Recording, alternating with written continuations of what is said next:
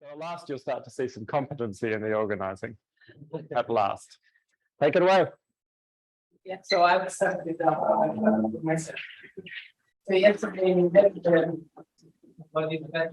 We have an element this element the same element in the representation, the representation. I'm just using the same letter, but luckily there will be lowercase for elements of G and uppercase for maps. And then we have this category of the representation, and this will be work data with respect to this. And there was some identity which was a little bit strange. So to take this C bracket where A is an element of G, then this like minus the same bracket now will be in NB. And so what is this minus and yes, they try to perform this quick computation very quickly and check that there is minus sign. So now the problem for me is let's see if I understood the limit reflection. So what is the so in some sense we may think that here there is the adjoint representation in omega, and here there is the dual adjoint representation. Sometimes I think it's called abstract. Not sometimes, always. Co-adjoint. Co-adjoint. Thank you so much. And so let me think how is defined a co-adjoint representation. So this is an exercise for me. Let's see if I learn how to beat the diagrams. So we have G tensor G star. By the way, why it's the co-adjoint representation? Because we are identifying the G and G star using this trace form. So we may think about NB, but we may think about G star without yeah, this is a rare opportunity in my life to draw a diagram. So we can add with the joint function on the left, and we can add with this adjoint co-adjoint function on the right. And we can apply this evaluation map, which was defined in this lecture. And I think the co-adjoint function is the unique map which makes this diagram for me. Maybe you can confirm or not. That's the definition of co-adjoint function. Let's try to see what happens. We take let's do on monomial. Maybe there is a sign though. When you go through the co-adjoint action, you have some sign minus which appears. Yeah, let's check this. I think it's the same problem which is identical. So let's see if it's fixed. So we have X tensor F. Let's say we fix add A from element in G, and then now we apply our evaluation map. So this goes to F of AX. Now we have some one tensor at star A that we don't know. So at least this proof existence. I'm not sure about uniqueness, but it should be unique, maybe up to some constant. I'm not sure. Yeah, there should be a minus. So when you have a representation on the dual of a vector space, you need the minus sign to make to make it a Lie algebra homomorphism. You need the extra minus sign. It gives us a right representation. Yeah, correct. So I think it might just be that minus sign up there. I'm not sure. so it doesn't define why it doesn't work. I think that's the right adjoint. I think because you switch left and right adjoint when you go to dual. So because you have a left action with the adjoint, for having the left action, you also have to switch the commutator, right? That's where the minus comes from. Okay, so this is not the unique map which makes this diagram cool. It's not the definition of a adjoint function. If you put right adjoint, I think it will work. You just put a minus one in the Yeah. vertical arrow on that. So we need to use this. Okay. Then my theoretical explanation of this formula doesn't work. And you know, this omega is exactly what the limit called the co-evaluation. So there should be some similar diagram for the co-evaluation. Or maybe now it works with this minus one. So here we should put one tensor minus. So, and I think that omega now, this omega is the unique such that if we define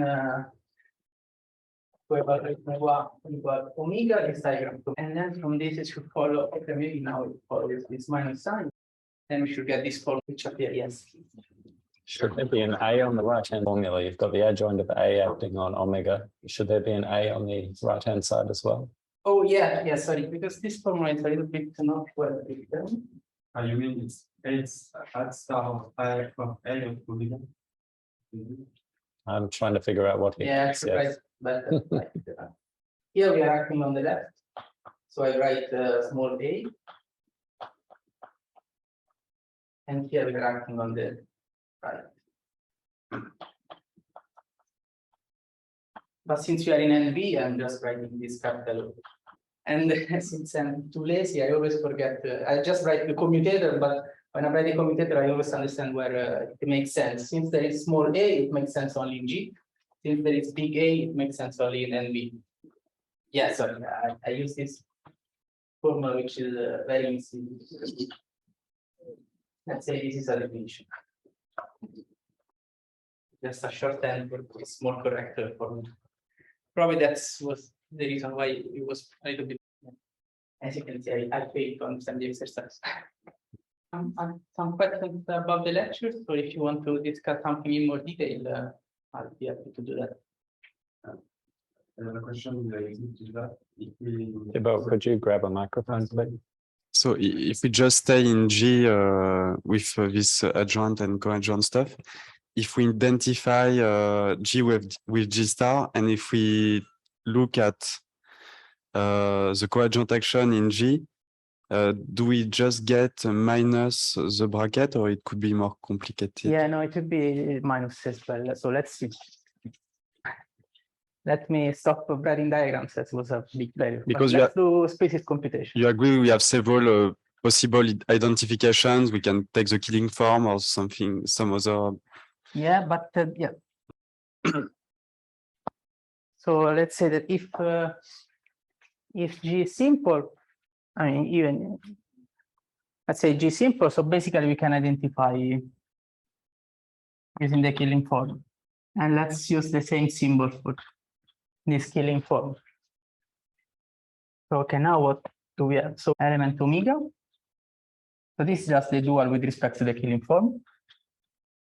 And this is an element in G tensor G. Okay, suppose I won't use the notation misleading anymore. Suppose we have A in G, and we would like to show this identity. And now, since the killing form is non-degenerate, this identity is true if and only if it's true when we pair both sides by some element. So we apply, let's say, X tensor Y to both sides. Since this pairing is non-degenerate, if we get the same result, then this identity is true. And now this is more or less the same computation which we had done in this diagram. Now we get the sum of, and we can use invariance, this Barinian form. And now there will be a minus sign appearing. Oh, we can just not yet. So now we can sum over I. And so this would be just X A, commutator of XA paired with Y. And so yeah, let's write just minus AXY. And now we try to do the same with the right hand side. And so this becomes AYU upper I. So we get, if we sum over I, we should get this, which is now equal to minus. It's the same computation, I think, which is done abstractly for showing that the diagram commutes more explicitly. So, do you know some other more theoretical way to express this identity of the Casimir? But yeah, at least the computation works. But it's also nice to understand it more intrinsically. All right, guys, you've still got 40 minutes to pick his brains. There's a whole problem sheet just waiting there. Sounds like he's volunteering to do all the hard work for you. Yeah, I think yeah, the questions were too basic. What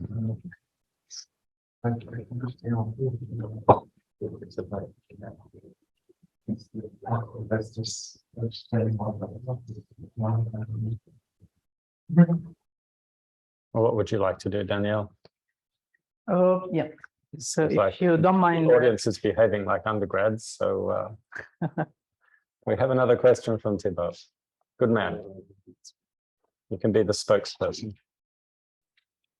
We can start with the first exercise.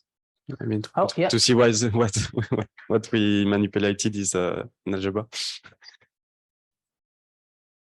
Do you want to give a shot? Or Yeah, I can. please. Yes, I like. Yeah. Supposed to be able to do this during my master thesis. I hope it will not be a shame.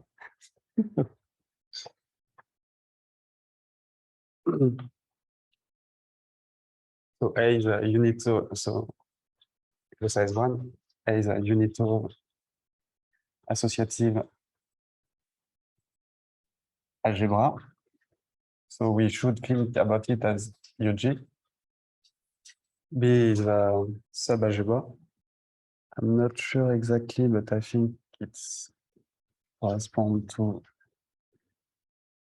I always it's G greater than 1. Yes. And I two-sided ideal. And I think it's spanned by n minus fm or n in G positive. It's contrary. Okay. Okay. So we consider the quantum Hamiltonian reduction with corresponding to this triple. So we take A, we quotient by the left ideal, spanned by A, and we take the AB invariance.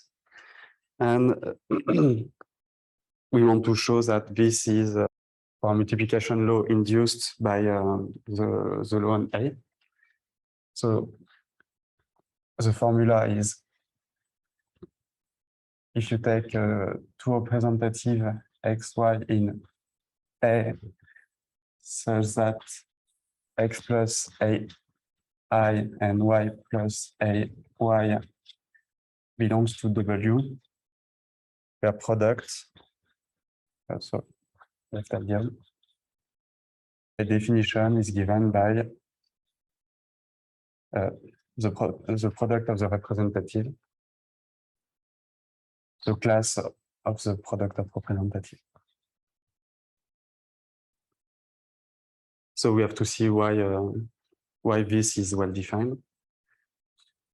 And so to do so, we have to, so to prove it is well defined, I will take any x and I will assume that y belongs to ai, and I will show that the product of both belongs to ai. So it's the first thing. And so first thing, this is well defined. And second thing, it belongs to W. So for the first thing, if we look at this, we get x times ai plus ai times ai. This obviously is in ai.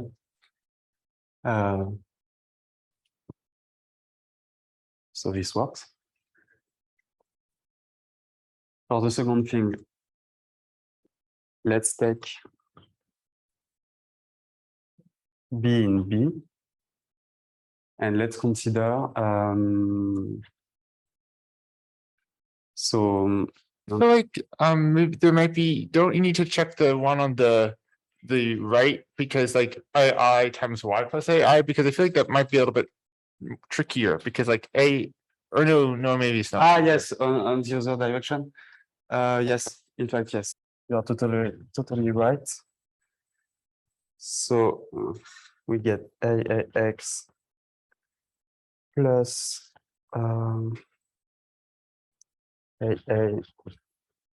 AA. So this is supposed, so we have to show that this belongs to AI. And the idea is AIX So let's assume I have some A in A, some B in I. I can look at A, B, X. This is equal to A, B, X plus A, X, B. Okay.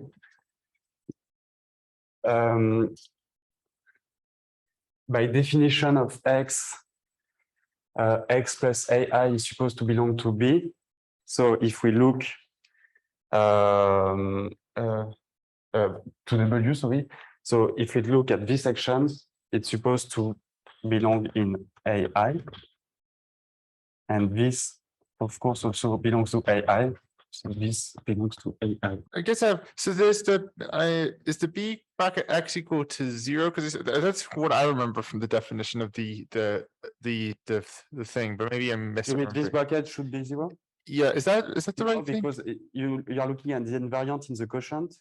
So I'm not looking at represented. I'm looking. I'm making the. The point is that that's in I. It might not be 0. Is that the bracket? Where does the bracket live? I guess my question is, where does the bracket live?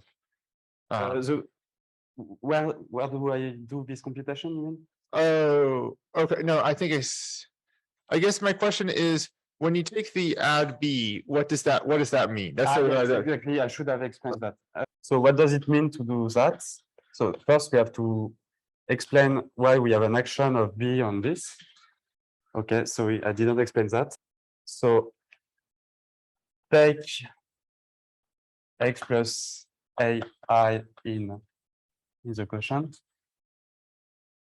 Okay, and B, we would like to define the action of B on, maybe I will use this notation because it's not really a bracket anymore.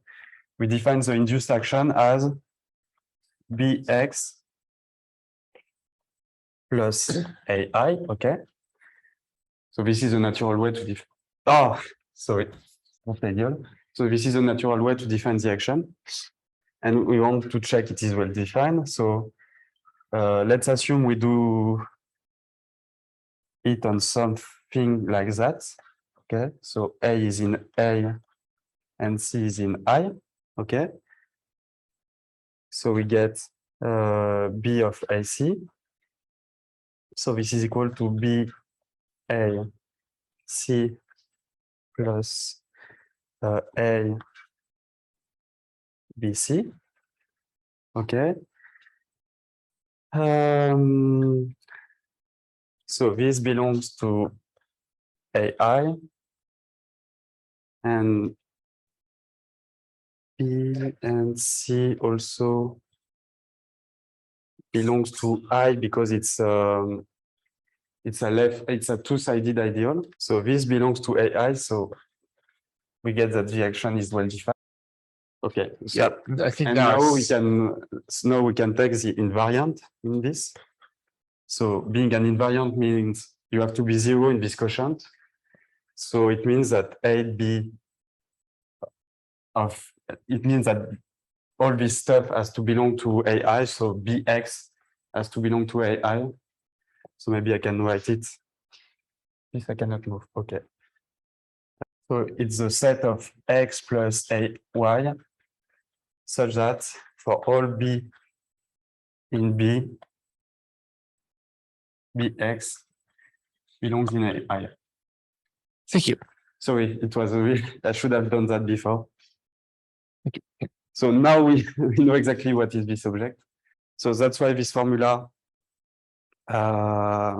So I can apply this on this for the well definition of the product. So thank you to remind me that the right side was more difficult.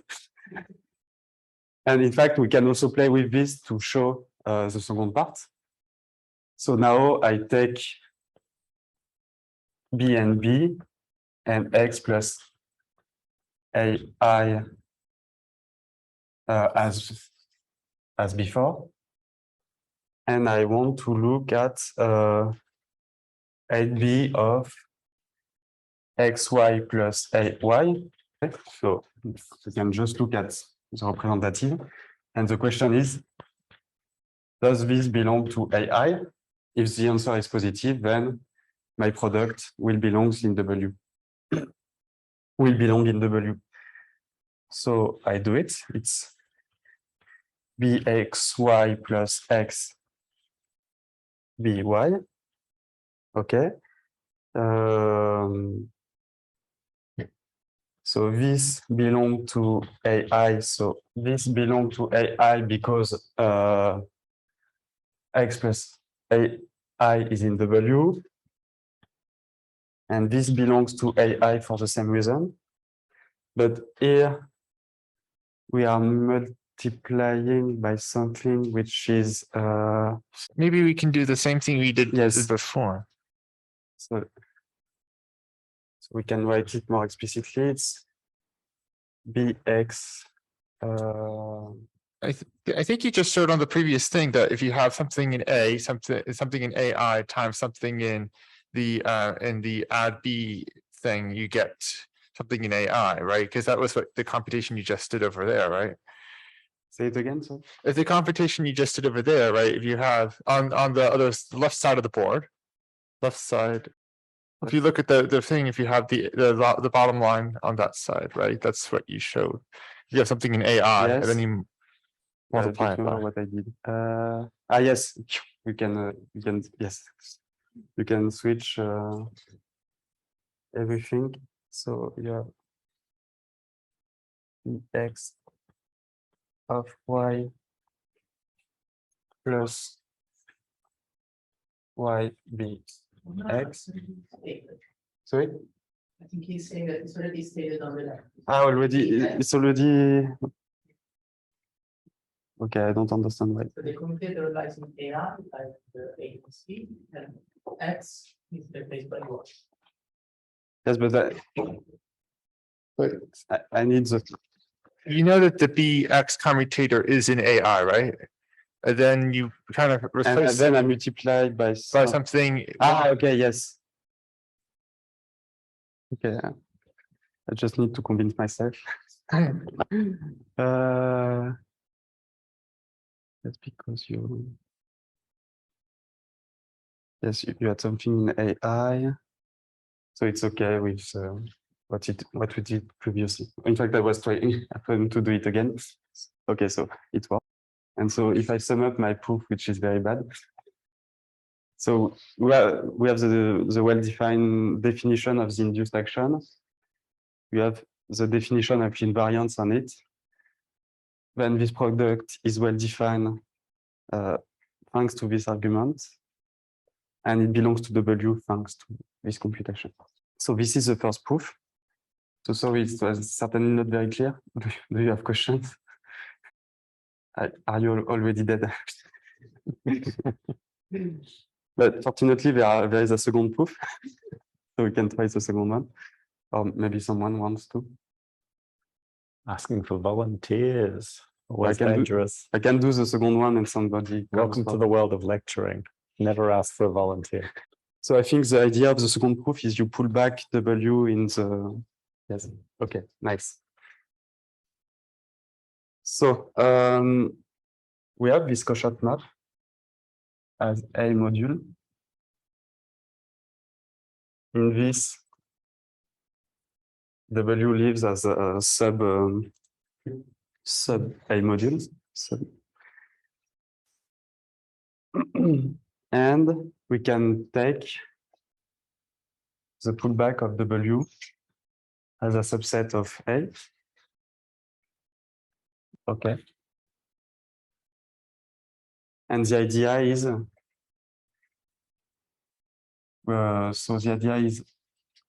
we will show that W tilde is a unital algebra, subalgebra of A. And the second thing is we will show that AI is two-sided, ideal, in W tilde. And then we will identify W as the quotient of W tilde by AI, and this will be automatically a unital algebra. So we have two statements to show. So is it okay for the idea? In fact, you can do exactly the same thing for when you try to define the Poisson algebra structure on the classical W-algebra. You can do exactly the same stuff, but with the Poisson bracket instead of the multiplication. Yes, okay, it does not move anymore. So first, let's show that it is a unital algebra. So first we have to explicitly say what is W tilde. So W tilde is a set of X in A, such that if I take the quotient, the image in the quotient AI, it has to belong to W. Don't leave me.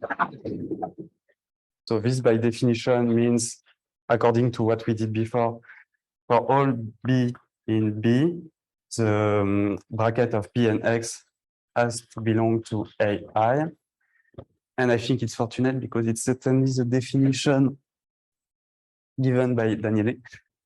And so now we can try to check if we take X and Y in W tilde and B in B, we can compute the bracket of B and XY. So it's, sorry, it's exactly the same computation as before. So it's exactly the computation which is still on the left board. So this gives us that the product belong in W tilde. And obviously, one also belongs to W tilde. So this gives us that W tilde is a sub-algebra in which one belongs. And the second stuff is to show that AI is a two-sided ideal. So I think we did this computation before. So take A in A,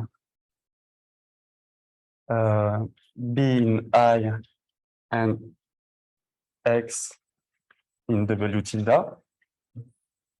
So it's obvious that if I take X, A, B, this belongs to AI intersected with W tilde.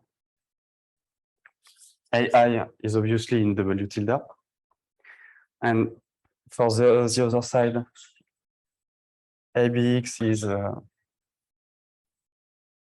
ABX plus AXB. And for the same argument as before, so this is in AI because X is in W tilde, and this is also in AI. So this is in AI. It is stable by addition because it's an ideal in A. So we get that it is a two-sided ideal. And I think, if I'm not mistaken, if I'm not wrong, it finished the proof. So it's like the same computation, but just two ways to visualize what happens. So you work only with representatives and you push everything in the quotient. And so, as I said, you can, for Poisson algebra, you can do the same by defining the bracket, Poisson bracket in the quotient and do exactly the same computation to show. You have a Hamiltonian reduced Poisson variety. Anybody want to harass Thibault for his wonderful explanation? Questions? 15 minutes left if anybody wants to do any more. What do you think, Daniela? What should we do? May I ask a question about this algebra? If no one is interested, so I think it's Sounds reasonable to me. Go ahead. But I mean, it sounds like complicated, but it's the same procedure as we did after rational numbers from input. Okay. Which was also part of the one exception. So This is like the microphone. so we always assume that there is a copy of SL2 inside G, and then we write this decomposition. And this grading extends to UG. Let's say this is induced by the action of SL2, but there is also another grading which is usually used, which is called by physicists the conformal weight. Representation theory maybe is known as this Kashtan grading. Let's denote this by delta. So what's the grading of a certain element in GK is just K minus 1. So if we think about our example of SL2 yesterday, F has degree 1 with respect to this grading, but it has degree -2 with respect to delta. Then H has degree 0, so it has -1, and E has degree 0. So hence there are two filtration on the universal enveloping algebra. One induced by this grading of eigenvalues of ad H, and one induced by this conformal weight. So let me denote then by FD is just the space of elements of conformal weight F delta, sorry, less or equal than delta. So we have some filtration, which is like F delta -1/2, F delta, and so on. So since we have our just eigenvalues, and so now we extend. So extend delta, a certain formal variable z by say that it has degree 1. So we get a filtration on this space. And how can we define this Riesz algebra? It's the following algebra. We just take the 0 subspace, the element with degree 0 with respect to with respect to this filtration. And so this, as it was a little bit clear from the example, it was not sufficient to compute quasi-determinant because we had this kind of E inverse. So like, let me go back to SL2. There was this kind of formula that we want to make sense. So let's say our focus is try to give sense to such an object. So if we forget about E inverse, these elements are now well defined in this filter space. So in this Riesz algebra.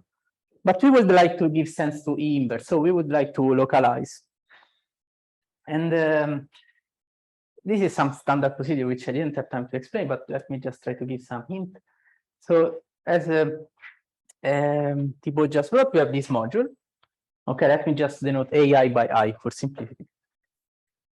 So we have this module, and we can apply the same procedure to construct this Rm. So there is module of M, which is now an object. We just need to show that the filtration passed to the quotient, and it's well defined. So it's some computation which can be done. And now we would like to, not we would like, so yeah, I mean, let's do something which is usually done in Vertex algebra theory, right?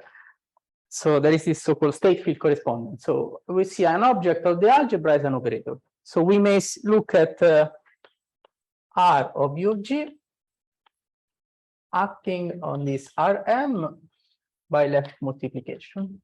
Let's think about integers. So the integers act on itself by left multiplication. Which integers can we invert? The operator which comes up to be invertible. I mean, the non-zero integers. This is some stupid example, but it explains that we could hope to invert some element in R of UG if they act as invertible endomorphism on Rm. So that's the most we can do. I mean, if it has some kernel, the corresponding homomorphism, there is no hope we can invert it. So the only hope in this formula, elements of RUG was corresponding left multiplication is an invertible homomorphism.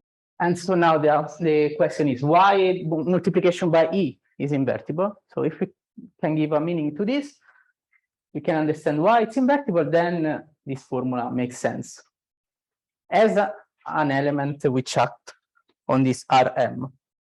And so then the only thing which is left to do is to understand which endomorphisms are invertible. And yeah, this algebra appears in algebraic geometry, so it's quite standard object which is used to study blow-ups, for example. So we are inverting something in some sense. And again, there appears an evaluation map. So if we are able to complex number, let's say an evaluation map, with the following property, that if fa is different from 0, then A is invertible. Then we have a very nice characterization of our invertible elements. And as I say, this comes a little bit from commutative algebra. So the fact is the following, that F0 of I contained in F0 of UG is a maximal ideal. And this means that this is C. And so gives a way to define this evaluation map. So we have some object here. Yeah, let's do this. So we have some object here. We want to apply our evaluations. So we just take F0 and we quotient by this ideal. And this can be checked that is exactly given by this character, which is nothing else than, just remember that if A is in G, this character we just have defined with this pairing with F. So now let's go back to our example. So K of E is 1, different from 0. So we can invert, we can localize. So we localize and we get an algebra R1. And here E is invertible. So this is how we give meaning to this formula. But of course, it may not. Now, this is a very special case. There are not many elements that we are going to invert. So we are lucky that we just localize once. Usually now we need to extend this evaluation to R1, show that if the evaluation is different from 0, such elements are acting as invertible endomorphism on the module, and we construct R2. And this may be not sufficient. I mean, this is called the direct limit. So we do this every time until we get eventually certain space which allow us to compute any quasi-determinant, let's say. So this is so-called localized Riesz algebra. It was a little bit too rushed. I hope it gives some ideas at least why it works. I think that was very helpful, at least to me. Oh, thanks for asking. All right, question. Yes, it's a detail, but I assume that to prove that KE is different from 0, you use SL2 triple properties to, in some sense, to show that. But I think in general it could be something which is not 1. Does not. I'm not sure because I didn't make the computation, but isn't it the norm of H or something like that when you do the computation? I'm not sure. So non-zero nilpotent, that's always non-zero. Sorry? If the nilpotent is non-zero, then that's non-zero. Yeah, Those are dual elements, F and A. And then SL2 triple. Yeah. I mean, in general, in general, but in general, it may be 0. I mean, not all elements are invertible. No, what I meant is it's 2 over by the pairing, it's certainly I'm not shocked at the fact that E and F are not orthogonal for the killing form, but is it really all 1 or it's just something? Yeah, because sorry, because I'm always fixing the trace form of the representation. So let's say this is the trace of 2x2 matrices. Yeah, it's But not always 1, but it's always non-zero. Yes. Okay, you're correct. Thank you. Thanks. All right, do we have any more questions for Daniela or indeed for Thibaut? No questions for yourself? Goodness. All right, well, let's call this to a conclusion. Thank you very much.